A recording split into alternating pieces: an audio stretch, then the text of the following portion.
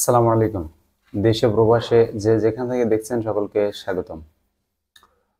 আজ ব্যাংক থেকে 1 লাখ টাকার বেশি তোলা যাবে না, যে কারণে সে কারণগুলো আপনাদেরকে আমি জানানোর চেষ্টা করব। আপনারা সকলেই জানেন দেশে অন্তর্বর্তীকালীন সরকার গঠনের শপথ অনুষ্ঠান আজ।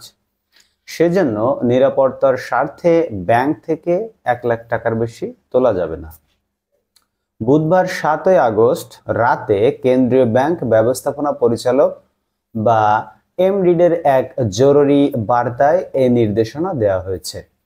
নির্দেশনা অনুযায়ী এক হিসাব থেকে বৃহস্পতিবার 8ই আগস্ট 1 লাখ টাকার বেশি নগদ টাকা উত্তোলন করা যাবে না। তবে যে কোনো পরিমাণ নগদ টাকা স্থানান্তর ও ডিজিটাল লেনদেন করা যাবে। আপনি যদি এক ব্যাংক থেকে আরেক ব্যাংকে 10 লাখ টাকা পাঠাইতে চান, সেগুলো ডিজিটালি সবকিছু সম্ভব। শুধুমাত্র ক্যাশ টাকা 1 লক্ষ টাকার বেশি উত্তোলন করা যাবে না। এছাড়া কেন্দ্রীয় ব্যাংক আজকের জন্য প্রধান কার্যালয় থেকে শাখায় টাকা দেওয়া বন্ধ রাখার নির্দেশ দিয়েছে, অর্থাৎ শাখাগুলোতে টাকা আজকে তারা পাঠাবে না। পাশাপাশি গ্রাহকদের চেকের মাধ্যমে টাকা পরিশোধ করতে পরামর্শ দেওয়া হয়েছে, যেহেতু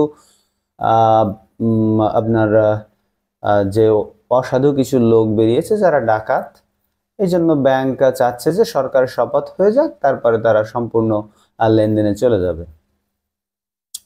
জানা গেছে সরকারের পরিবর্তনের পর নগদ টাকা উত্তোলনের চাপ বেড়েছে, অর্থাৎ যারা সরকার এখন আগে যারা সরকারের পক্ষ ছিল, অর্থাৎ আওয়ামী লীগের লোকজন ছিল, তারা অনেক নগদ টাকা উত্তোলন করছে। এই জন্য নগদ টাকা উত্তোলনের চাপ বেড়েছে। এসব অর্থ যাতে কোনোভাবেই সন্ত্রাসী বা অবৈধ কাজে ব্যবহৃত না হয়, সেজন্য নগদ টাকা উত্তোলন কিছুটা নিরুৎসাহিত করার সিদ্ধান্ত নেয় বাংলাদেশ ব্যাংক সাময়িক সময়ের জন্য।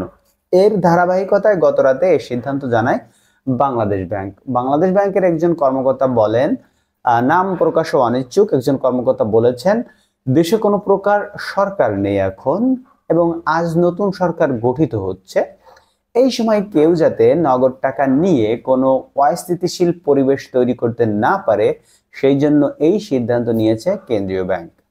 বন্ধুরা, এটাই ছিল কেন আজ 1 লাখ টাকার বেশি তোলা যাবে না। কোনো গুজব না ছড়িয়ে সত্যটা জানুন। এই সংবাদটি প্রকাশ করেছে বিভিন্ন সংবাদ মাধ্যম, তাদের বরাত দিয়ে আমি আপনাদেরকে জানানোর চেষ্টা করছি। এখানে আপনারা দেখতে পাচ্ছেন পত্রিকায় এসেছে। তো ধন্যবাদ সবাইকে ভিডিওটি দেখার জন্য। আমাদের সাথেই থাকবেন, আমাদের চ্যানেলটিকে সাবস্ক্রাইব করে লাইক দিয়ে সাথে থাকুন। ধন্যবাদ সবাই।